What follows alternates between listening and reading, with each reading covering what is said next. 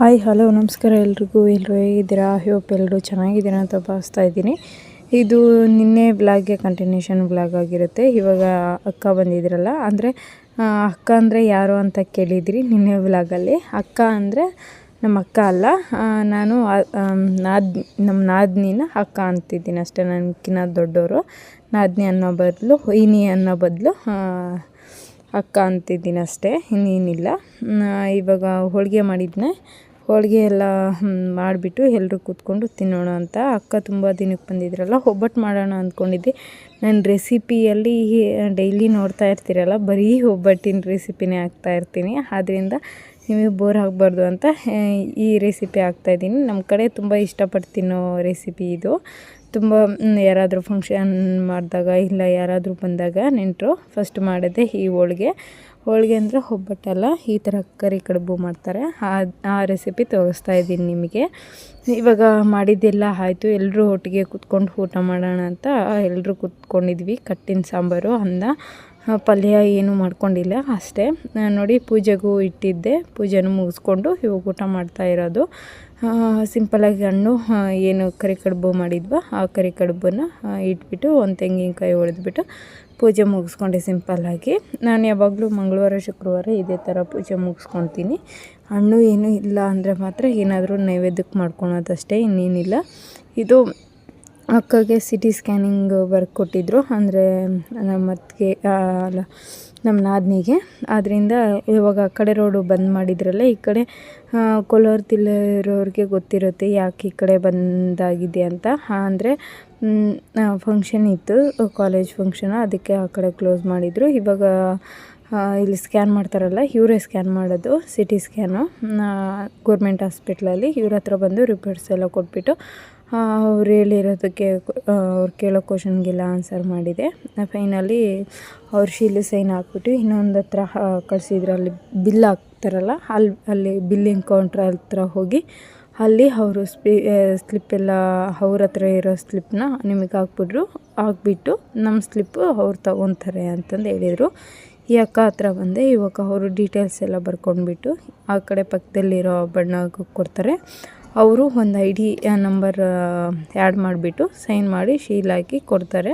ಅಂದರೆ ನಮ್ಮ ಅಡ್ರೆಸ್ಸು, ನಮ್ಮ ನೇಮು, ಯಾವ ಊರು, ಯಾವ ಡಿಸ್ಟಿಕ್ಕು, ಯಾವ ತಾಲೂಕು, ಈ ಥರ ಎಲ್ಲ ಕೇಳಿಬಿಟ್ಟು ಏನು ತೊಂದರೆ ಅವೆಲ್ಲ ಕೇಳಿಬಿಟ್ಟು ಮೆನ್ಷನ್ ಮಾಡಿ ಕೊಡ್ತಾರೆ ಅಷ್ಟೇ, ಇನ್ನೇನಿಲ್ಲ. ತುಂಬಾ ಖುಷಿ ಆಯಿತು. ಇನ್ನೊಂದೇನಪ್ಪ ಅಂದರೆ, ನಾನು ಎಲ್ಲನೂ ಹೋಗಲಿ ಒಬ್ಬರಾಗಲಿ ಸಿಗ್ತಾರಲ್ಲ ನಮ್ಮ ಸಬ್ಸ್ಕ್ರೈಬರು, ತುಂಬ ಖುಷಿಯಿಂದ ಮಾತಾಡಿಸ್ತಾರೆ. ನನಗೂ ಖುಷಿ ಆಗುತ್ತೆ, ಏನೋ ಒಂಥರ ಇಷ್ಟ ಆಗುತ್ತೆ ಅವ್ರು ಮಾತಾಡಿಸೋ ರೀತಿ ಅಷ್ಟೇ, ಇನ್ನೇನಿಲ್ಲ. ಹಂಗಂತ ನಾನೇನು ದೊಡ್ಡದಾಗಿ ಸಾಧನೆ ಮಾಡಿದ್ದೀನಿ ಅಂತಲ್ಲ. ಇವಾಗ ಒಂದು 100 ರೂಪಾಯಲ್ಲಿ 1 ರೂಪಾಯಿ ಅಷ್ಟೇ ಅನಿಸುತ್ತೆ ಅಷ್ಟೇ ನನಗೆ. ಅವರು ಮಾತಾಡ್ಸೋದೆಲ್ಲ ನೋಡಿಬಿಟ್ಟು ತುಂಬ ಖುಷಿ ಅನಿಸುತ್ತೆ, ಖುಷಿಯಾಗಿ ಮಾತಾಡಿಸ್ತಾರೆ. ಆದ್ದರಿಂದ ಅಷ್ಟೇ, ಇನ್ನೇನಿಲ್ಲ. ಹೊರಗಡೆ ಎಲ್ಲ ಪರಿಚಯ ಇರೋರು ಸಿಗ್ತಾರಲ್ಲ, ಅವ್ರು ಮಾತಾಡಿಸ್ದಾಗ ನಮಗೇನು ಖುಷಿ ಆಗುತ್ತೆ, ಅದೇ ಥರ ಅವ್ರು ಸಬ್ಸ್ಕ್ರೈಬರ್ ಮಾತಾಡಿಸ್ದಾಗ ಅಷ್ಟೇ ಖುಷಿ ಅನಿಸುತ್ತೆ ನನಗೆ ಅಷ್ಟೇ, ಇನ್ನೇನಿಲ್ಲ. ಇವಾಗ ಈ ಅಣ್ಣಗೆ ಕೊಟ್ಟೆ, ಅವ್ರು ಫಿಲಪ್ ಮಾಡಿಕೊಟ್ಟಿದ್ದನ್ನ ಇವ್ರು ಫುಲ್ಫಿಲ್ ಮಾಡಿ ನಮಗೆ ರಿಟರ್ನ್ ಕೊಡ್ತಾರೆ. ಕ್ವಶನ್ಸ್ ಎಲ್ಲ ಮಾಡಿಬಿಟ್ಟು, ಕ್ವಶನ್ ಎಲ್ಲ ಟೈಪ್ ಮಾಡಿಬಿಟ್ಟು ಅವರು ಕೈ ಬರವಣಿಗೆಯಲ್ಲಿ ಬರೆದ್ಬಿಟ್ಟು ಕೊಡ್ತಾರೆ. ಇವರು ಪ್ರಿಂಟೆಡ್ ಕೊಡ್ತಾರೆ. ಇವರು ಏನು ಕಂಪ್ಯೂಟರ್ ಸಿಸ್ಟಮಲ್ಲೇ ವರ್ಕ್ ಮಾಡಿಬಿಟ್ಟು ಪ್ರಿಂಟೆಡ್ ಕೊಟ್ಟು ID ನಂಬರ್ ಹಾಕ್ಬಿಟ್ಟು ಮತ್ತು ಕೋಡು ಏನೋ ಹಾಕ್ತಾರೆ, ಕೋಡ್ ಹಾಕ್ಬಿಟ್ಟು ಅವೆಲ್ಲ ಹಾಕಿ ಕೊಡ್ತಾರೆ ಅಷ್ಟೇ ಇವರು.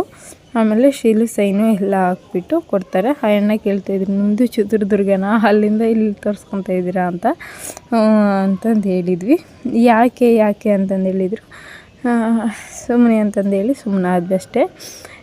ಹೇಳ್ತಾ ಕೂರೋಕ್ಕಾಗಲ್ಲಲ್ವ, ನಾವು ಇದಕ್ಕೆ ಬಂದ್ವಿ ಅದಕ್ಕೆ ಬಂದ್ವಿ ಅಂತ, ಅದರಿಂದ ಅಷ್ಟೇ, ಇನ್ನೇನಿಲ್ಲ.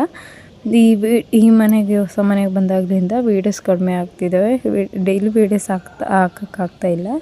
ಇದೇ ಕೆಲಸದಿಂದ ವೀಡಿಯೋಸ್ ಕಡಿಮೆ ಆಗಿದ್ದು. ಅಕ್ಕ ಬಂದಿದ್ದರು, ಅವ್ರಿಗೆ ಹಾಸ್ಪಿಟ್ಲಿಗೆ ತೋರಿಸ್ಕೊಂತ, ಮುಂದೆ ವ್ಲಾಗಲ್ಲಿ ನಮ್ಮ ಮನೆಯವ್ರಿಗೂ ಹುಷಾರಿರಲ್ಲ, ಅವ್ರನ್ನೂ ಹಾಸ್ಪಿಟ್ಲಿಗೆ ತೋರಿಸ್ಕೊಂತ ಮನೆ ಕೆಲಸ. ಇವಾಗ ಟೆಸ್ಟ್ ಬೇರೆ ಇರುತ್ತಲ್ಲ ನಿಶಾಂತಂಗೆ, ಸೆಕೆಂಡ್ ಟೆಸ್ಟ್ ಬೇರೆ ಸ್ಟಾರ್ಟ್ ಆಗಿದೆ, ಅವನಿಗೋಸ್ಕಂತ ವೀಡಿಯೋಸೇ ಮಾಡೋಕ್ಕಾಗ್ತಿಲ್ಲ ಅಷ್ಟೇ.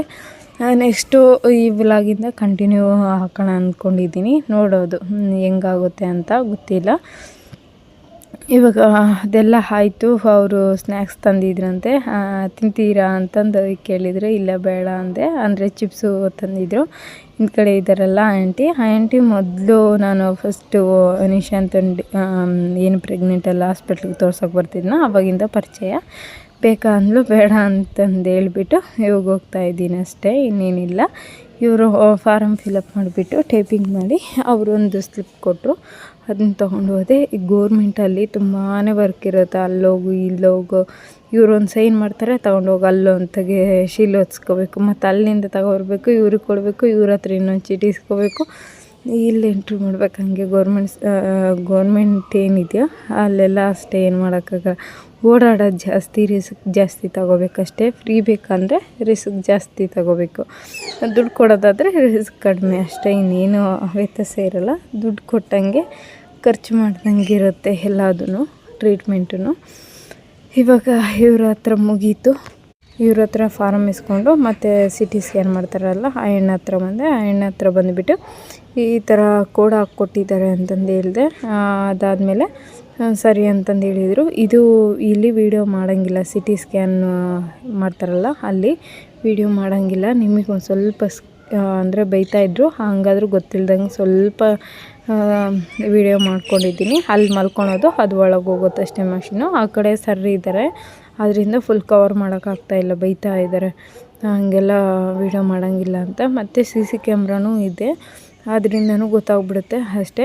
ಇವಾಗ ಎಲ್ಲ ತೋರಿಸ್ಕೊಂಡಿದ್ದಾಯಿತು. ಸಾಯಂಕಾಲ ನಾವು 2 ಗಂಟೆಗೆ ಸ್ಕ್ಯಾನ್ ಮಾಡಿಸಿದ್ರೆ 6 ಗಂಟೆ ಹಂಗೆ ನಮಗೆ ರಿಪೋರ್ಟು ತಲುಪ್ತು.